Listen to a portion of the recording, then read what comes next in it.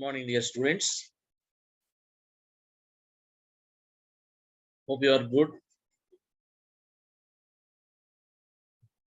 Today we are going to discuss the continuous topic for the previous session what we have discussed.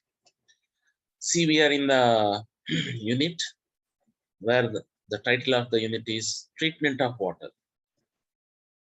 See, when we have a look what we discussed in the previous classes,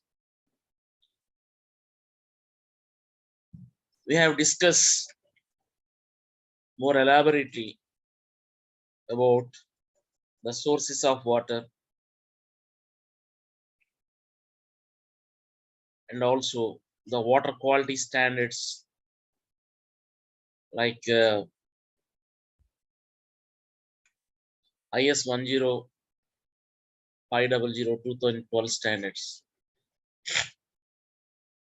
See, the whole curriculum has been divided into 6 units. In the first unit, we have seen the necessity and importance of protected water supply, objectives, waterborne diseases, and role of environmental engineer, flow chart, water demand, types of water demand. There we have seen almost all types of water demand. And then we entered into the topic design period. There also we have discussed what is design period and all. That means some prerequisites about this water supply we have seen in the first unit, along with population forecasting, of course. See, when we entered into the second unit, that is full sources of water. In the first unit, as an introduction part, we have discussed the water demand, design period, necessity and importance of water and protected water, flow chart of water supply, all we have discussed. The sources of water, we have seen two types of sources: surface water, groundwater. There also we have seen different subcategories under surface water and groundwater. See here, after we discussed more elaborately about these two sources, and after that we also seen the intakes after the source, how we can collect the water, that is in the name of intakes. We have seen the intakes, different types of intakes under this category we were discussed, and also conduits, water conduits, aqueducts, all we have seen. That means in the second unit we discussed more elaborately about sources of water. When we entered into the third unit, it is about the quality of water. Quality of water in the sense that whole topic has been divided into 4 or 5 subcategories we have seen, and they are, see here, water quality standards. After that, we have seen comparison, characteristics of water,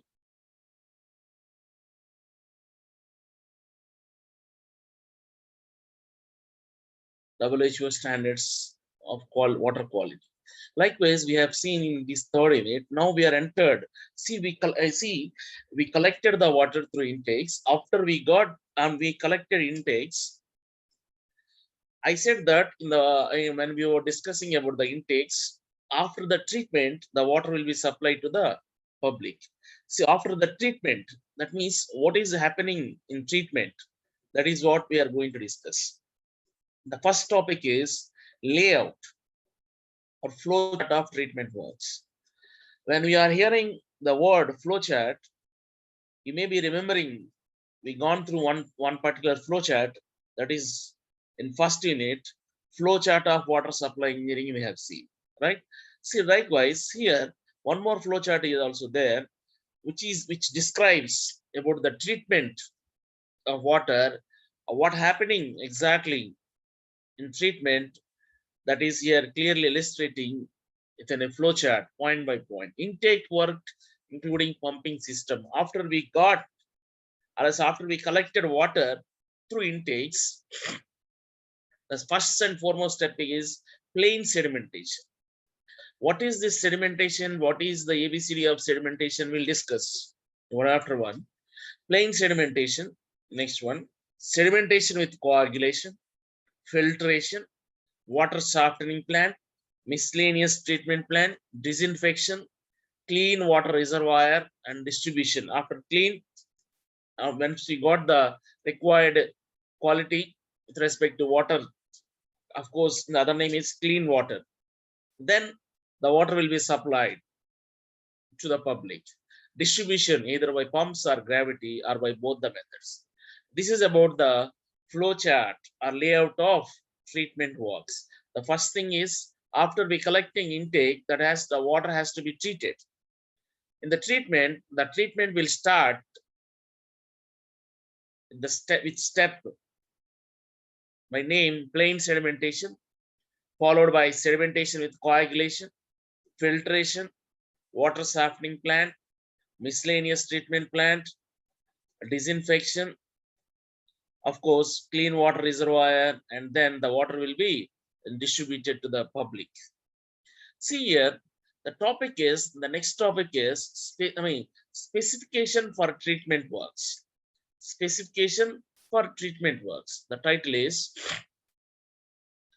what are the different specifications that we need to take at treatment plants? The first one is that all the units, see here, all the units in the sense, have a look here, treatment works. The first title, see, all these are the units. All these are the units. Understand? That's why the title, for our first slide itself, treatment plants. These are the treatment plants. See here, treatment plants, step by step. This is about the treatment, picture of one particular treatment plant. Understand? See here, next one is, the topic is, what are the different specifications once we are treating water? That is the topic here after flow chart. Understand? What are the specifications we need to take, we need to consider for treatment works? See here, then the first point is they should construct side by side. They should construct, see here, that specifications in the sense, all the units must constructed. See the picture you might have seen just now. All the units must be constructed side by side in a sequential order to complete the process of treatment. Understand? What are the specifications to construct these treatment plants? The first one is all the units must be constructed side by side in a sequential order.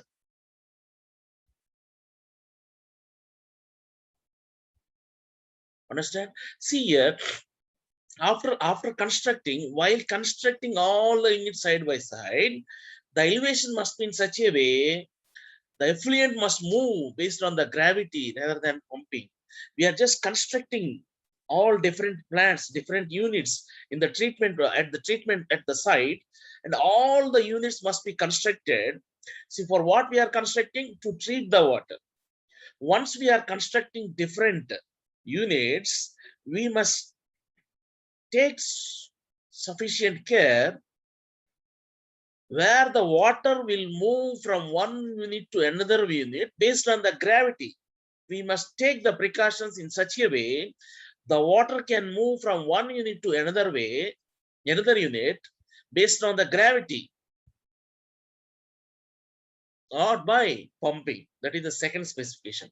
Third one is, we must adopt a proper plan. We must hold a proper plan. We must design with proper plan where there no wastage of land, by keeping we off reducing wastage of land, or else by keeping we off no wastage of land. And next one is, we must have the facility for future expansion. We must have suitable land for future expansion. And also the other one is, there should be a place for constructing staff quarters, and we must maintain good hygienic conditions, hygienic atmosphere around the treatment. Six topics, 6 points we discussed here. Specifications for treatment plants. What is the first specification? The units must be constructed side by side in a sequential order to complete the process of treatment. The second one is, while we are constructing the units, the elevation must be, we must take the precautions for an elevation, or else we must take the precautions for water flow from one unit to another unit, where the water can flow based on the gravity, not by pumping. Third one is, we must design proper plan. We must hold proper plan where we can go for no wastage of land. And also we must have the facility of future expansion of treatment works. And the next one is, there itself, there must be a feasibility, or there must be a suitable land for constructing, for RS, for constructing staff quarters. And we must maintain hygienic atmosphere around the, treatment plant, or in and around the treatment plant.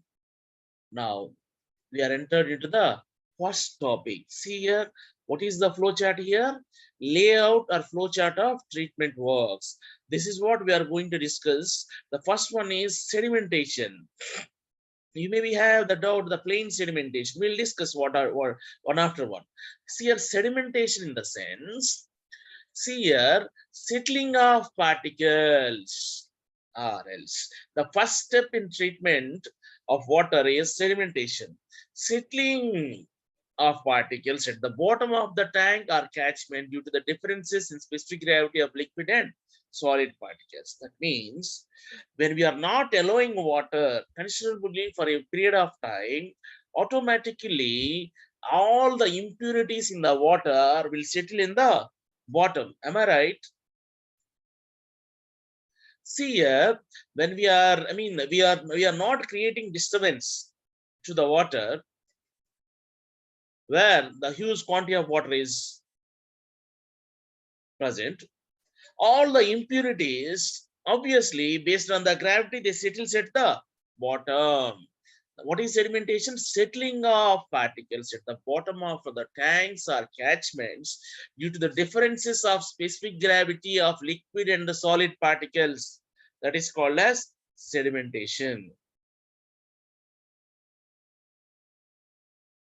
What is the principle lies behind this sedimentation? See, when the sediments are being settled at the bottom, if they do not change in their size, shape, and weight, they are called as discrete particles. Now we are discussing about the principle of sedimentation. What is here? See, when the sediments are being settled at the bottom, if they do not change their shape, size, and weight, those particles, we name them as discrete particles. The sediments which have more specific gravity than the liquids will settle vertically toward the bottom of the tank or catchment.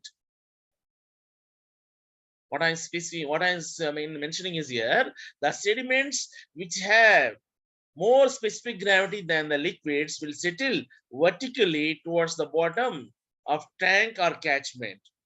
Once the particle enters into the treatment plant, it is being influenced by two forces.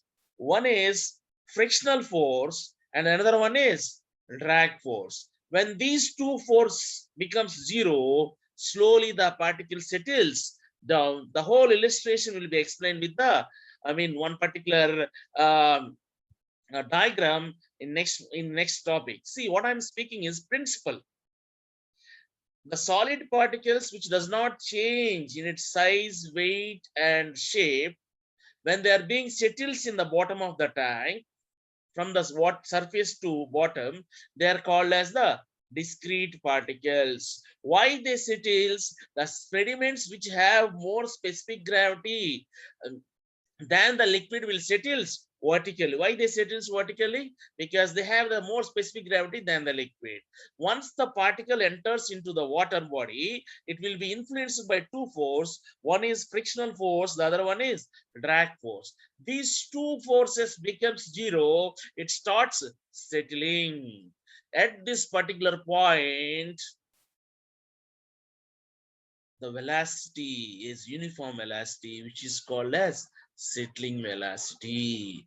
At this particular point, the sediments will start to sink in the tank with an A. At this, which particular point, when the drag force and frictional force becomes zero, it starts settles, or else it starts to sink in the bottom with an velocity, or else with an uniform velocity, which is called as settling velocity. That means when the particle enters into the tank, if the particle does not change its size, shape, and weight, they are called as discrete particles. Understand? When they settles, most probably they settles vertically when the specific gravity of that particular liquid is more than the particle, it settles vertically. Once it is entered into the water, third point is it will be influenced by two forces, frictional force and drag forces. These two forces becomes zero, it starts to sink with an uniform velocity, which is called as settling velocity. This is what about the principle behind the sedimentation. The same we'll discuss in next topic also, where we are going to discuss with one nice diagram. Understand? And see here, next topic, next point is in sedimentation, design of sedimentation tank. How we can design this sedimentation tank? Once we are discussing about this sedimentation tank, there are four categories, or there are four steps in sediment design of sedimentation tank. The first one is inlet zone. Second one is settling zone. Third one is sludge zone. The fourth one, the last one is outlet zone. Understand? What is inlet zone? What is settling zone? We'll discuss. See here, an inlet zone. See here, whenever the inlet, see the inlet is designed for sedimentation, it should be designed in such a way the entering water should not disturb, or else should distribute uniformly along with the width of the whole tank without creating any disturbance. Understand? See, I said that the particles will be settled on the bottom. If the water is entering into the tank through the inlet, if the water force creates disturbance, the settled particles may be influenced, may be disturbed. That is the reason the first point is the inlets must be designed for sedimentation. It should be designed in such a way the water can enter or else can distribute uniformly around the entire tank, and at the same time the entering of water should not create any disturbance to already settled particles. Two things: the inlet must be designed where the water can distribute entirely within the treatment plant, and also the entry of water should not create any disturbance to the settling particles. There are many types, there are different types of inlets. Among them, the following are mostly used. See here, this is the inlet, it won't create any disturbance. And this is one type of inlet. See here, water enters and the followed by the settling zones, water entering. This is one type of inlet, and this is another type of inlet. This is also one of the type among the inlets. Understand? See here, what is the first step? An inlet zone. See what we are discussing here? Treatment works. What are the treatment? I mean, treatment plans. First step is flow chart of treatment works. After that, specifications for treatment plants. See what are the specification? Side by side, we must construct side by side in a sequential order to complete the process of treatment. all the units must be constructed where the water can flow from one unit to another unit based on its gravity, and the proper plan must be adopted. There may be no encouragement of wastage of land. There should be future expansion facility, and a hygienic atmosphere must be maintained in the industry. Thus, there should be a suitable place for staff quarters. What is sedimentation? Settling of particles at the bottom of the tanks, shear or catchment due to the differences in the specific gravity of liquid and solid particles. That is what about the sedimentation principle. What is the principle? When the settling particles, if they does not change, does not alter in their size, shape, and weight, they are called as discrete particles. When the discrete particle settles vertically, when the see here, the specific gravity of the sediments having more than the liquid will settles vertically. When the specific gravity of particles or as settling particles is more than the liquid, it settles vertically towards the bottom of the tank. Keep in mind, not about the specific gravity, whose specific gravity must be high, and the sediments which have more specific gravity than the liquid. Sorry, it's not the specific gravity of liquid which has high, which should be high. It's not like that. See here, the specific gravity of settling particles is more, or else whenever the specific gravity of the settling particles is high than the liquid, they settles vertically towards the bottom of the tank. Once it enters into the treatment plant, it will be influenced by two forces, frictional forces and drag forces. When these two forces becomes zero, one is dragging, another one is frictional force. When these two forces become zero, it starts sinking within the unit with an uniform velocity. That uniform velocity, the other name we can call it as settling velocity.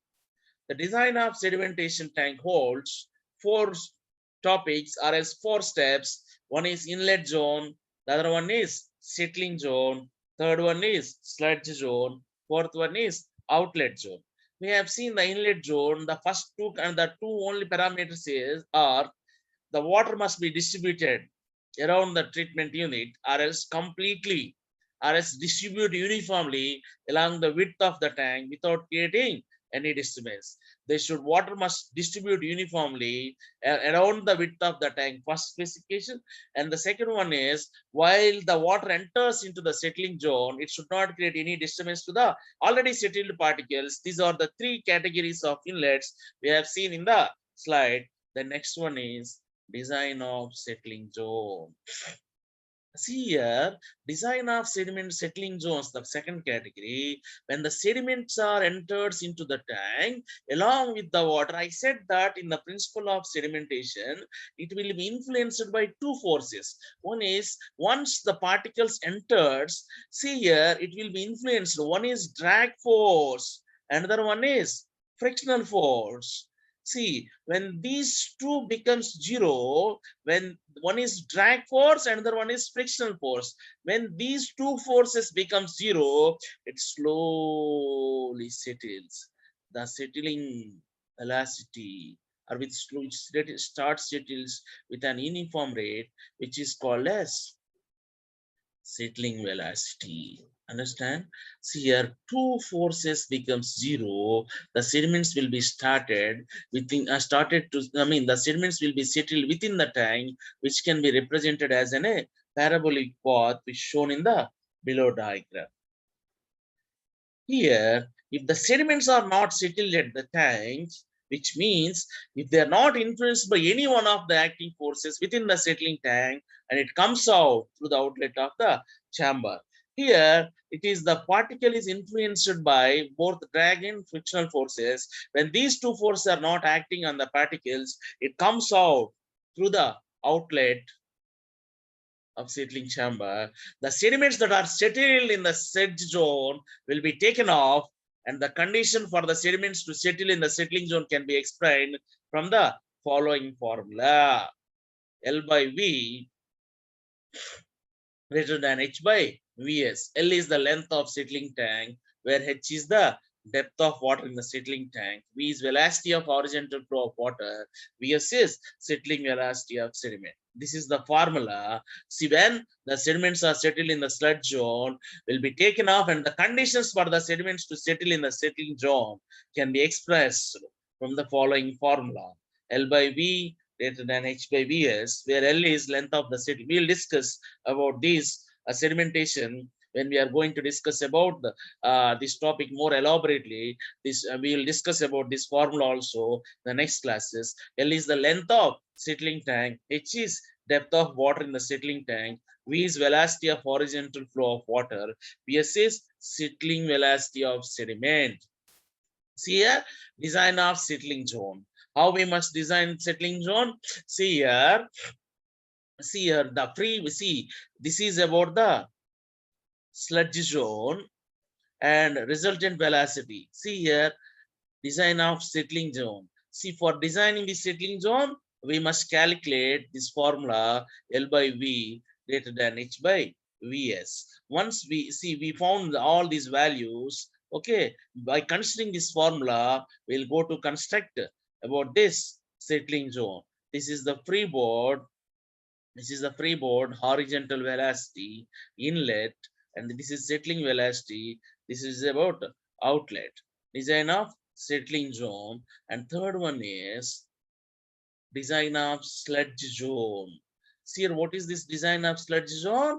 See, we have seen. See here, design of sludge zone will be discussed. See, we have seen so far about design of settling zone. In the next class, we'll discuss about the design of sludge zone. Okay, today we have discussed about treatment works, specification of treatment works, followed by sedimentation, principle of sedimentation. Design of sedimentation, we have seen an inlet zone and settling zone, and based on the formula, the settling zone will be constructed, will be designed. We'll discuss the following topic of this design of sedimentation tanking. That means that zone and outlet zone we'll discuss in the next class. If you have any doubts, you please contact me in the domain whatever you feel convenient.